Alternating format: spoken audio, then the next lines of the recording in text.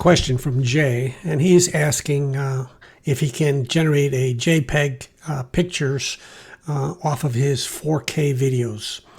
And one answer that he got from Dwayne was on the export, he can select JPEG instead of video. Let's go into some tips on how to get the best results out of extracting a JPEG video for a presentation. A couple of considerations that I would make before importing the 4K videos, and that is to make sure that there are certain settings that are established, because you want to get the best possible image. Now, you could do what Dwayne said, select export with as a JPEG, but I'll go into why you probably don't want to do that. But let's start with preferences here. So we went into File and then Preferences, and then we're going to go over to Performance. We want to turn off the proxy files. In other words, don't have the proxy files turned on. Make sure that it's turned off.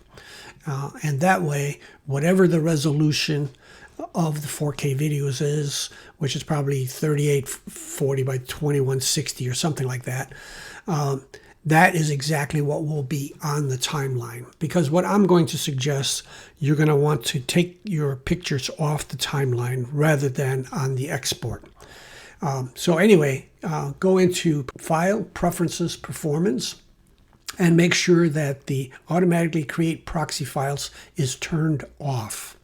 And then make sure that you hit the apply and exit.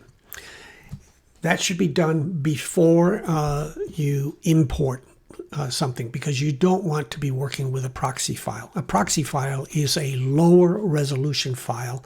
So if you bring it in and it creates the proxy file, it is the proxy file that you will be putting down on the timeline. Let's start by importing something. So I have a 4K video right here. It's 12 gigabytes in size.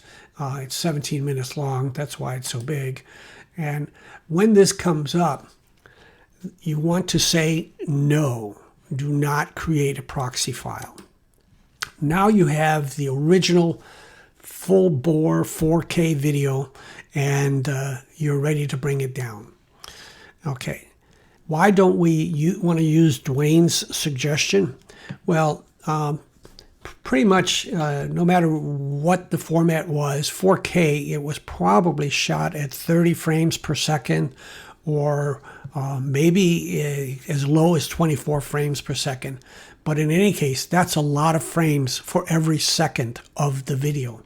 And if you go to the export, and you choose, and this is, by the way, is where you would choose the JPEG option under Format. You would open this up and you would go all the way down here, and it says JPEG Image Sequences. Well, that's 24 or 30 frames per second for whatever the length of the video clip is. Even if it's just 1 minute long, that's 60 times 30, so you're going to have a lot of images. So that is not necessarily the best way to do it. I will show a better way. Let's go back into File, Preferences one more time. And let's go to the Editing tab. And scroll all the way down to the bottom. And we see this snapshot format. The default is PNG, and we can change that to JPEG. JEPG and JPG is the same format. So you can choose or change the format right there before we go ahead and take the snapshots. And then we would hit apply. How do we grab the images that we want? We can slide the playhead across the timeline with the mouse like this. And if it's a question of moving one frame at a time, that's what these two are for. If you want to go just one to the right, one to the left, you can do it like that.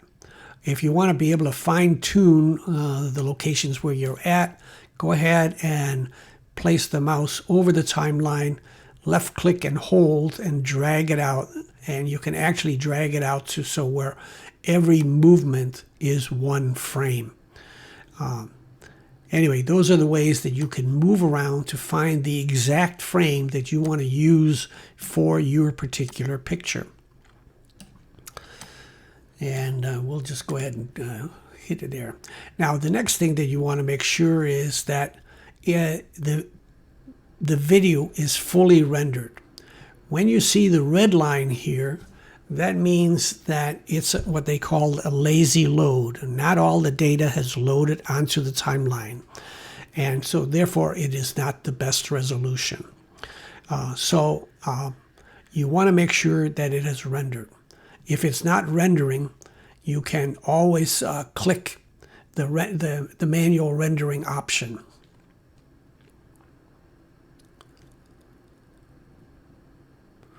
And that's this render preview. This would be lit up if we didn't have it set to automatically render after 5 seconds. But anyway, when you put your clip on the timeline, let it fully render before you snap your pictures. Okay, so once it is rendered, and we'll just play with this portion here that has rendered, you would move along and you would find the particular frame that you want to take a picture of, and you would simply snap a picture here. Now, Jay did say he wanted to take multiple pictures, but I'm pretty sure he doesn't want a picture for every single frame and then try to go in and find those exact frames. This way here, he can decide which frames are best for him and snap pictures of those. And he can fine-tune if he needs to move one frame in one direction or the other in order to get exactly the frame that he wants. So then it's as simple as just snapping the picture here. Now, it's going to put the snapshot up here in your media panel. And I would recommend, because the default location of where you are located is going to kind of be in a hidden directory in Windows Explorer. So it is best to just look at it here in the media panel, right-click on it, and then say Reveal in Explorer. Control-Shift-R is the shortcut keys, but I think it's easier just to right-click on it right here. So you have all your pictures that you've taken pictures of, and you can now click right here, Reveal the Location. And this is going to open up your File Explorer, and it's going to show you where all of your images are located. You can now then use that to extract them or whatever it is, copy them out, or however it is you want to insert into your presentation, which you're obviously doing in something else. But this is how I would generate the pictures. You're done snapping all your frames, have them right here. Rather, you will have them all in the frame. You'll have them in here, and you will be able to extract them just by right-clicking on them. Just one tiny little thing. It should default to full quality up here. If for some reason this is set to half or quarter quality, make sure that you set it to full quality before you snap the pictures. Again, you want the best resolution for the picture that you have. You want this to be